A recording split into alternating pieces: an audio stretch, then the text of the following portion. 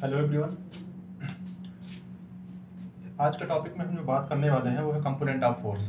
Component of force क्या होता है, कैसे लिया जाता है, ठीक है, किसका लिया जाता है, ये चीज़ें जो हम डिस्कस करने वाले हैं इसमें, ठीक है। चलिए स्टार्ट करते हैं। कंपोनेंट ऑफ फोर्स देखो क्या होता है, किसका लिया जाता है और कब लिया जाता है।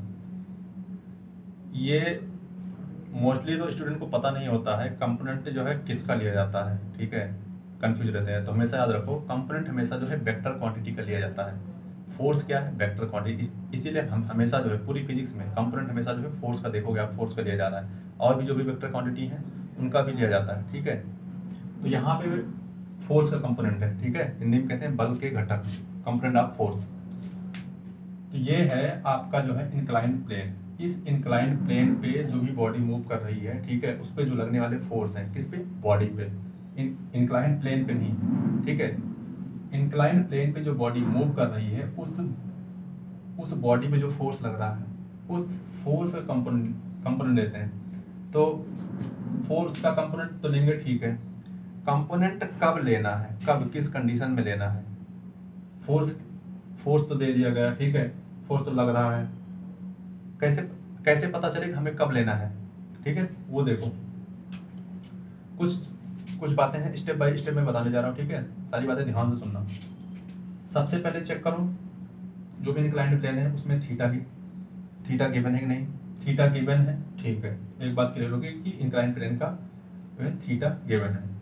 दूसरी बात, ये व्हीकल गाड़ी जो है, जो गाड़ी मूव कर रही है उस गाड़ी की डायरेक्शन देखो क्या है, उस गाड़ी की डायरेक्शन देखो।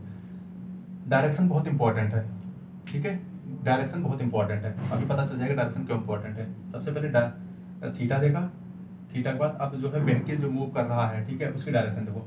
इसकी डायरेक्शन जो है जिधर ये मूव कर रहा है, ठीक है, ये ऐसे मूव कर रहा है इंक्लाइन प्लेन पे, ये ऐसे। तो जिधर ये मूव कर रहा है उसको एक्स मान लो, और एक्स के परपेंडिकुलर फिर आप वाई मान लो। एक्स मान लिया, इसके परपेंडिकुलर हमने वाई मान लिया। एक्स और वाई जहाँ पे कट किए वो बॉडी के सी जी से जो है सी जी पे कट करेंगे, ठीक है, जो बॉडी का सेंटर ऑफ मास होगा वहाँ पे, ठीक है। यहाँ पे मान लो बॉडी का सी जी होगा, ठीक है, यहाँ पे। तो यहाँ पे हमने इसको कट करवा दिया, एक्स और वाई हमको पता चल गया, एक्स और वाई डायरेक्शन, ठीक है। अब जो है फोर्स, ये एम जी किस पे लग रहा है, कैसे लग रहा है, एम जी की डायरेक्शन क्या है, ये भी पता होना बहुत जरूरी है। इसको देखते हैं, ठीक है। हमने व्हीकल के बारे में देख लिया, अब हम देखते हैं जो व्हीकल पे फोर्स लग रहा है, व्हीकल पे कौन कौन से फोर्स लग रहे हैं। यहाँ ओनली सिंगल फोर्स लग रहा है, हो सकता है किसी क्वेश्चन में आपको कोई दूसरा फोर्स लग रहा हो, ठीक है, या और भी फोर्स लग रहे हो। यहाँ पे सिंगल फोर्स लग रहा है, आपको समझने में इजी भी होगा और आपके दिमाग में कॉन्सेप्ट बढ़िया से सेट हो जाएगा। एम जी हमेशा जो है, देखो ये जो हाइचिंग करके हमने बना रखा इंक्लाइंड प्लेन के जस्ट नीचे, ये है ये ग्राउंड को रिप्रेजेंट कर रहा है, ये अर्थ को रिप्रेजेंट कर रहा है, ठीक है। अब जो एम जी लगता है, एम जी जो लगता है वो हमेशा टुवर्ड्स द अर्थ लगता है, अर्थ की ओर लगता है, ठीक है, ऐसे अंदर की ओर, ठीक है, और अर्थ के परपेंडिकुलर। ये एम जी की लाइन है, ये एम जी की लाइन है, और ये एरो बता रही है, ये जो एरो बता रही है, तीर जो बनाया हमने, ये बता रही है कि एम जी जो है नीचे जा रहा है अंदर की ओर, और ये साइन बता रहा है कि ये ग्राउंड के परपेंडिकुलर है एम जी, ठीक है। एम जी परपेंडिकुलर हो गया और टुवर्ड्स द अर्थ हो गया।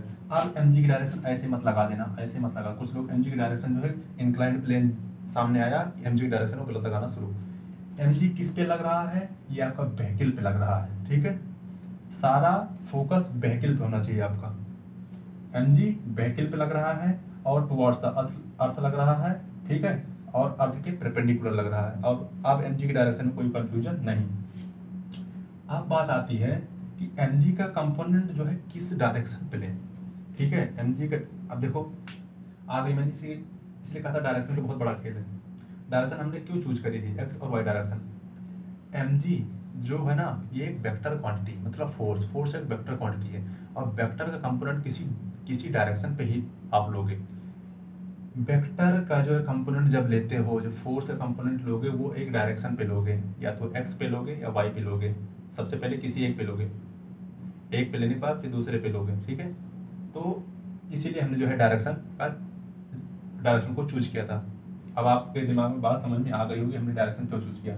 तो देखो अब देखना है कि mg का कंपोनेंट सबसे पहले किस पे लेना है, y डायरेक्शन पे लेना है या x डायरेक्शन। जब आपकी प्रैक्टिस हो जाए ना तब आप किसी भी डायरेक्शन पे लेना, कोई दिक्कत नहीं सबसे पहले, लेकिन जब तक प्रैक्टिस नहीं ना तब तक आप जो है ये वाला जो मैं बताने जा रहा हूँ कॉन्सेप्ट इसके हिसाब से चलना। आप देखो mg, ये mg हो गया, ये mg आप देखना जो क्वेश्चन में गिवन थीटा है, जो क्वेश्चन में गिवन थीटा है, ये थीटा mg जिस एक्सिस के साथ बनाएगा ना सबसे पहले कंपोनेंट उस पे लेना, ठीक है। और वो कंपोनेंट क्या होगा मैं ये भी बता दे रहा हूँ। देखो ये mg और ये क्वेश्चन वाला थीटा, ये थीटा कहाँ से बन रहा है, mg वाली लाइन y से थीटा कहाँ, y से बना रही थीटा, देखो y से थीटा, तो y पे हमेशा mg cos थीटा, और दूसरे वाले आंख बंद करके बता देना mg sin थीटा। mg वाली लाइन y एक्सिस से यहाँ थीटा बना रही, इसलिए y पे mg cos थीटा। अगर इसको मैं छोड़ो, अगर यहाँ पे मान लो थीटा होता है, अब यहाँ पे 90 माइनस थीटा है, ठीक है, 90 माइनस थीटा है। अगर ये mg यहाँ से थीटा बनाता तो यहाँ पे mg cos थीटा आता, इसलिए mg sin theta mg cos theta रटना नहीं है कि हमेशा y पे आएगा या x पे आएगा, ठीक है। प्रैक्टिकली देखो जो क्वेश्चन है उसके अकॉर्डिंग है आंसर दो। mg वाली लाइन को पकड़ो, mg वाली लाइन ने y या x के साथ जहाँ से थीटा बनाया उस पे mg cos थीटा और mg sin थीटा आता कैसे है वो भी मैं आपको ज्योमेट्री के थ्रू बता देता हूँ, ठीक है। एक ट्रिग्नोमेट्री का छोटा सा कॉन्सेप्ट है उसके थ्रू मैं बता देता हूँ। और कुछ लोग को ये एंगल निकालने में दिक्कत होती है, एंगल बता देता हूँ। देखो ये एक राइट एंगल है, ठीक है, समकोण त्रिभुज बोलते हैं, राइट एंगल समकोण त्रिभुज। इसमें थीटा आपको ये गिवन होगा, ये 90 डिग्री, ये 90 माइनस थीटा कैसे आया। देखो इस वाले एंगल को मान लो अभी x कुछ देर के लिए, तो x प्लस 90 प्लस थीटा इनको ऐड करो और इक्वल टू 180 कर दो, क्योंकि इंटरनल एंगल का जो सम होता है राइट एंगल में या किसी भी एंगल में वो होता है 180 डिग्री। तीनों का सम करके 180 डिग्री के इक्वल रख देना, x की वैल्यू आ जाएगी 90 माइनस थीटा। ये 90 माइनस थीटा आ गया तो ये आपका 90 माइनस थीटा होगा, ठीक है, क्योंकि ये अपोजिट एंगल है, अपोजिट एंगल एक दूसरे के इक्वल होते हैं, ये भी याद रख लेना। अब ये 90 माइनस थीटा तो ये 90, ये 90 तो ये थीटा, सेम इंटरनल एंगल का सम 180 डिग्री, ये भी करके यहाँ पे थीटा निकाल सकते हो, ठीक है। तो ये थीटा आ गया, एंगल निकालना आ गया, डायरेक्शन निकालना आ गया, mg लगाना आ गया। mg कैसे लगेगा सारा चीज़ मैंने बता दिया है, वीडियो को पॉज करके देख लेना, ठीक है, लिख लेना अगर लिखना चाहो तो, ठीक है। अब मैं बताता हूँ कि ये mg cos theta mg sin theta आता कैसे है, ठीक है। ये ज्योमेट्री वाला कॉन्सेप्ट है ट्रिग्नोमेट्री का, ठीक है। अब देखो ये y था, ये y और ये x, तो mg देखो mg x एक्सिस के साथ में कितना एंगल बना रहा है, mg और x एक्सिस को पकड़ो, उसके बीच का एंगल कितना है 90 माइनस थीटा। यहाँ पे देखो ये लाइन हमने बना दी, ये लाइन mg वाली लाइन, इस पूरे लाइन की वैल्यू जो एरो वाली लाइन है, जो तीर वाली लाइन है, इसकी वैल्यू mg है, इसकी वैल्यू mg है, ठीक है, mg के फॉर्म में वैल्यू दी है। और ये x पे हमने मान लिया x यहाँ से आता है x डायरेक्शन पे, और x डायरेक्शन और mg के बीच में एंगल 90 माइनस थीटा, mg और x के बीच 90 माइनस थीटा एंगल है, बना दिया हमने एंगल। अब देखो देखो एक कॉन्सेप्ट और बताएं, किसी भी ट्राइंगल में एक साइड और एक एंगल पता हो तो दूसरी साइड हम इजीली फाइंड कर सकते हैं, ठीक है। ट्रिग्नोमेट्री की कॉन्सेप्ट से, ट्रिग्नोमेट्री का कॉन्सेप्ट वो कौन सा होता है, कुछ लोग पढ़े होंगे, ये लाल बटे कक्का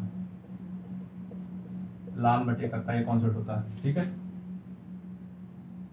हिंदी मीडियम वाले पढ़े होंगे, देखो लाल बटे कक्का, ये होता है लंब, ये होता है कर्ण, मतलब perpendicular upon hypotenuse, base upon hypotenuse, perpendicular upon base, ठीक है। ये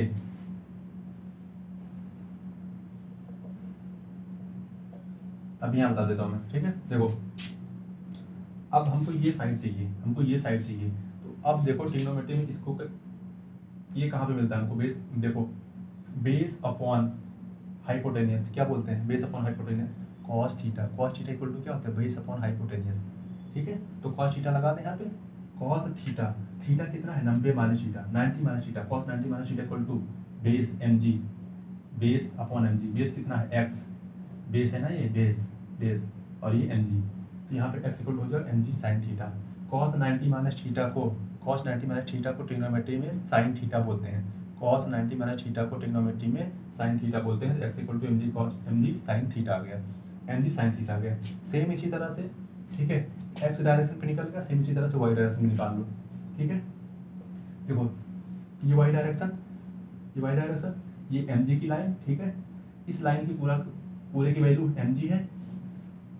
थीटा के सामने परपेंडिकुलर होता है, परपेंडिकुलर लेकिन नहीं चाहिए अपने को y पे फोर्स चाहिए, y पे। यहाँ पे अपने को x कंपोनेंट निकालना था, इसलिए हमने x को चूज किया। यहाँ पे हमको फोर्स का कंपोनेंट y पे चाहिए, इसलिए हम जो है y इसको चूज कर रहे हैं। मतलब base upon hypotenuse, base y है अपॉन हाइपोटेनियस, तो बेस अपॉन mg क्या लिखेंगे, cos थीटा तो cos theta equal to y upon mg, तो y equal to mg cos theta. तब y पे कंपोनेंट कितना आ गया, mg cos थीटा। अब आई थिंक आपको सारी बातें समझ में आ गई होंगी। फिर भी अगर किसी को कोई डाउट है तो वो कमेंट में जा करके कमेंट कर सकता है, और चैनल को आप लोग सब्सक्राइब जरूर कर दीजिए, ज़्यादा से ज़्यादा शेयर कीजिए। और यहाँ पे बिल्कुल यूनिक वीडियो मिलेगी। मुझे लगता है कि मैंने बहुत अच्छे से इसको एक्सप्लेन किया है, आपको बेहतर समझ में आया होगा। फिर भी किसी का कुछ डाउट रह जाता है तो वो इजीली कमेंट कर सकता है जा करके। और यहाँ फिजिक्स, केमिस्ट्री, मैथ, यहाँ पे सारी चीज़ों की वीडियो आपको मिलेगी 1 by 1 करके, ठीक है। तो चैनल को सब्सक्राइब जरूर करो, और all the best, thank you.